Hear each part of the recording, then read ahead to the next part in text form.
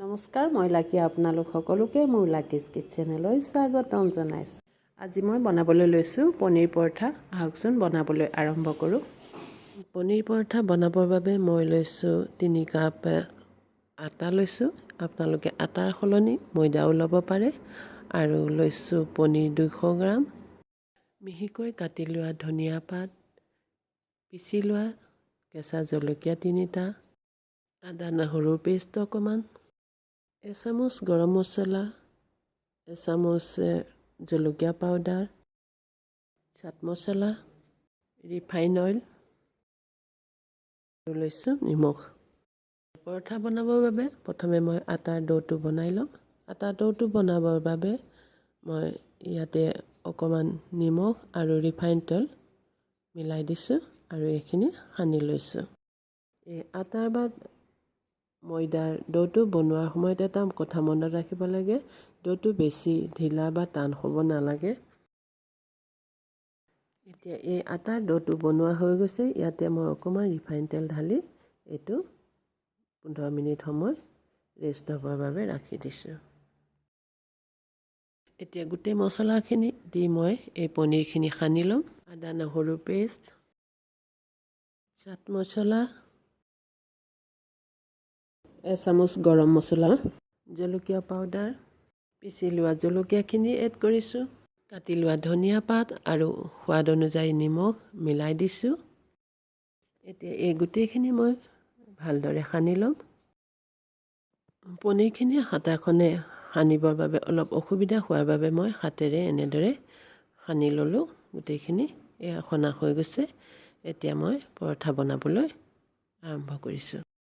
পৰঠা বনাবৰ বাবে গেছত মই টাৱা পাতি দিছোঁ আৰু গেছটো অন কৰি টাৱাখন গৰম হ'বলৈ দিছোঁ। এতিয়া পৰঠা বনাবৰ বাবে অকণমান লাডু এটা লৈছোঁ আটা, আৰু লাডুটো লৈ এনেদৰে অকণমান আটা লগাই লৈছোঁ আৰু হাতেৰে এনেদৰে স্প্ৰেড কৰি লৈছোঁ। এনেদৰে হাতেৰে অলপ বহল কৰি লৈছোঁ আৰু ইয়াতে মই এনেদৰে পনীৰখিনি ভৰাই মুখখন বন্ধ কৰি দিব লাগিব। এইখিনি ভৰোৱাৰ পিছত এতিয়া এইটো মই এনেদৰে গোল বনাই ল'লোঁ আৰু ইয়াতে অলপ আটা লগাই লৈছোঁ। আটা লগাই এনেদৰে হাতেৰে আকৌ অকণমান বহল কৰি বেলনাৰে বেলি লৈছোঁ।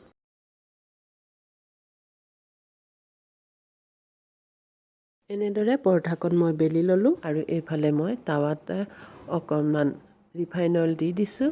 ৰিফাইন অইল দি পৰঠাখন দিছোঁ আৰু পৰঠাখনৰ ওপৰত আৰু অকণমান ৰিফাইন তেল সানি দিছোঁ। এনেদৰে লুটিয়াই লুটিয়াই পৰঠাখন বনাই ল'লোঁ। এনেদৰে আটাৰ আৰু এটা লাডু লৈ লৈছোঁ আৰু গোল কৰি লৈছোঁ। গোল কৰি হাতেৰে এনেদৰে স্প্ৰেড কৰি ইয়াতে মই পনীৰৰ পুৰখিনি ভৰাই চাৰিওফালে এনেদৰে মুখখন বন্ধ কৰি আকৌ গোল কৰি ল'লোঁ। গোল কৰি অলপ আটা লগাই লৈছোঁ।